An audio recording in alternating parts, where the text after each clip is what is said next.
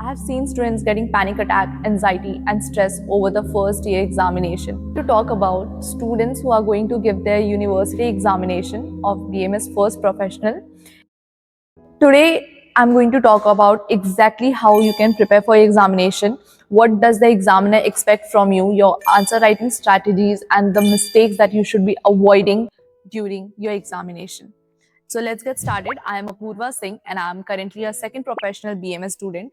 Examinations are not just a check on your knowledge, but it is also a check on your patience. So if you are someone who is going to appear for your university examination, this video is going to be very helpful. So do make sure to watch till end. Let's start with understanding your first year subject.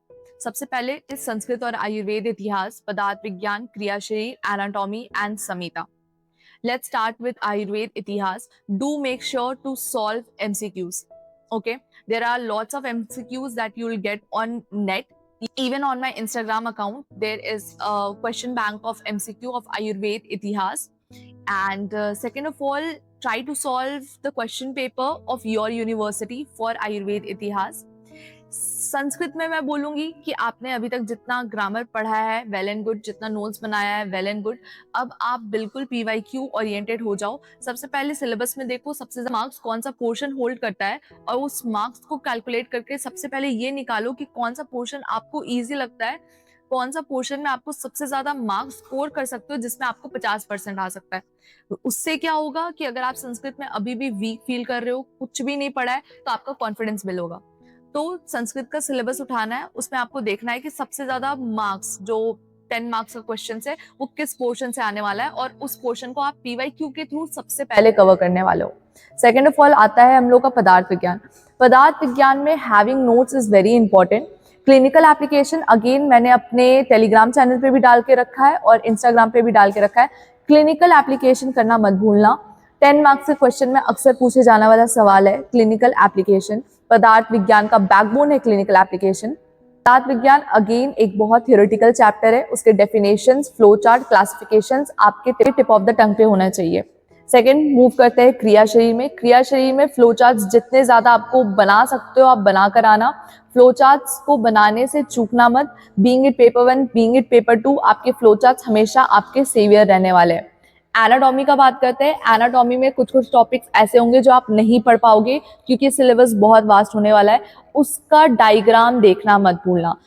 Diagram का practice with labelling कम से कम 5 से 4 बार करके जाना है. Being it bone, being it organ or being a specific part जिसका आप diagram बनाने वाले हो. Let's move on to the next. And next is our Samhita. Samhita का आई हाईली रिकमेंड आपके पास नोट्स होना ही चाहिए. अगर आपके पास नोट्स नहीं है तो आप मेरे टेलीग्राम चैनल पे जाके देखो, मैंने कुछ फ्री के भी नोट्स है, कुछ पेड नोट्स भी है. अगर आप अपने टॉपर्स को कन्विंस करिए कि वो आपको नोट्स दे दे, नहीं तो आप सीनियर के नोट्स से भी पढ़ सकते हो.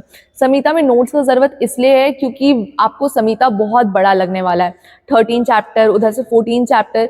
तो आपको करना क्या है ना कि अगर आपके पास अभी भी नोट्स नहीं है और आपको नोट्स मिल भी नहीं रहा है, आपको सारे टॉपिक का नाम याद होना चाहिए. मतलब आपको सारे चैप्टर का नाम याद होना चाहिए और उस चैप्टर के नाम के थ्रू आपको उसके अंडर का सब हेडिंग दिमाग में आ जाना चाहिए कि उस चैप्टर के अंदर मैंने क्या क्या पढ़ा है. उससे क्या होगा कि एटलीस्ट जब आपके पास सामने क्वेश्चन पेपर आएगा तो आपको ये पता होगा कि क्वेश्चन का अधिकरण कौन सा है, चतुष्क कौन सा है और अध्याय कौन सा है. ये आपको बहुत बड़ा एज मिल जाएगा.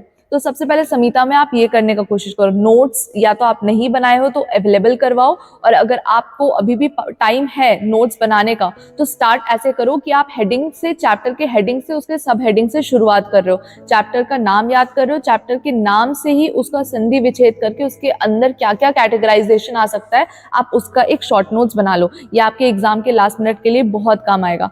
Now let's talk about the most talk topic, that is your shloka part.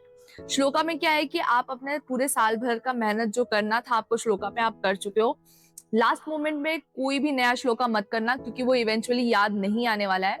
Second of all, अगर आप वैसे स्टूडेंट हो जो श्लोका में बहुत वीक रहे हो और आपको अभी भी बहुत डर है श्लोका में, तो डरने का कोई जरूरत नहीं है. आप बिना श्लोका लिखे भी पास हो सकते हो. माइंड, आप पास हो सकते हो पर अच्छा स्कोर नहीं कर सकते हो, बट हाँ आप पास हो सकते हो. आप श्लोका के टर्म्स को अंडरलाइन करना, श्लोका के टर्म्स को याद करना बिल्कुल मत भूलना, श्लोका के टर्म्स को मेंशन करके आना और उसके साथ उसके डेफिनेशंस को भी लिख के आना। यानी आप उसको पहले संस्कृत में मेंशन करना, फिर उसको हिंदी में मेंशन करना, और उसके अगर आप इंग्लिश में एक्सप्लेन करते हो तो इंग्लिश में, नहीं तो हिंदी में एक्सप्लेन करते हो तो हिंदी में, उसको डिफाइन करके जरूर आना। ठीक है, so this was my rapid round, जिसमें मैंने आपको संक्षिप्त में समझा दिया कि आपको इन सारे क्षेत्रों में क्या करना है। श्लोका के लिए मैं अगेन बोलूंगी कि आप थोड़ा सा टाइम निकाल सकते हो सुबह का, तो सुबह 1 से 2 घंटा आप श्लोका का रिवीजन करो। जो श्लोका आप पढ़ चुके हो उसको एक बार रिवाइज करो। जो क्वेश्चंस आपके 10 मार्क्स में आते हैं उसमें कोशिश करना कि आप श्लोका लिख कर आओ, तो आपके इससे मार्क्स बहुत इनहांस होंगे और हाँ, आपके पास होने की चांसेस भी इंक्रीज हो जाए। Part 3 of this video, how to write your answer papers, and this is very important. Your paper presentation is going to make a demarcation कि आपको डिस्टिंक्शन आने वाला है, कि आप जस्ट पास होने वाले हो, कि आपको एक अच्छा मार्क्स भी आने वाला है। क्योंकि पेपर प्रेजेंटेशन से क्या होता है ना, आपका थ्योरेटिकल मतलब आपका प्रैक्टिकल जो जाना था गया, आपका वाइवा वॉइस इंटरनल सब गया तो गया, बट थ्योरी ऐसा चीज है ना जिसमें आप अपना मार्क छोड़ सकते हो, और मार्क छोड़ने के लिए आपको आना चाहिए पेपर का प्रेजेंटेशन। तो पेपर प्रेजेंटेशन पे भी मैंने बहुत सारे वीडियोस अपने इंस्टाग्राम पे बनाए हैं। मैं फिर से आपको बताती हूँ कि पेपर प्रेजेंटेशन के कुछ 3 रूल्स है। सबसे पहले आप नीट लिखो। आपने पेपर लिखने का वहां पे पैसा दिया है तो पेपर मांगने में जरा भी मत चूको, बहुत अच्छे से स्पेस दे दे के लिखो। और तीसरा पॉइंट था कि आपको किसी एक कलर का ही पेन यूज करना अपने एग्जामिनेशन में। This is very important point, और ये आपको अपने दिमाग में रखना है कि आपको किसी एक कलर का ही पेन यूज करना है। साथ में what is the general criteria जिसमें आप अपना पेपर लिखो, तो always start with mentioning of the chapter, it's definition, the classification, the significance, the importance, the clinical relevance, और ऐसे करके ही आपको पॉइंट वाइज अपना जो शॉर्ट नोट्स है, that is the short notes, exam oriented short notes आप जो बनाते हो उसमें मेंशन होना चाहिए। हाउ कि जब आपका नोट्स में ये सारे पॉइंट रेडी होते हैं ना, वही चीज आपके आंसर पेपर में निकल कर आता है। So this is how you have to present your paper. Always make flowcharts in your Kriya Shri, diagrams in your anatomy, and make sure that you learn the keyword Sanskrit words for Padarth Vigyan and Samhita.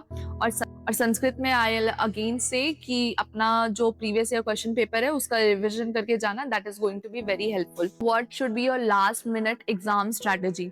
So your last minute exam strategy है कि पहले तो आप सबसे पहले read करो, ठीक है, सारे सब्जेक्ट्स को रीड करो, इंपॉर्टेंट टॉपिक्स निकालो, सिलेबस देखा आपने, उसमें से 10 मार्क्स का क्वेश्चन आता ही आता है, वो टॉपिक्स को कवर करो।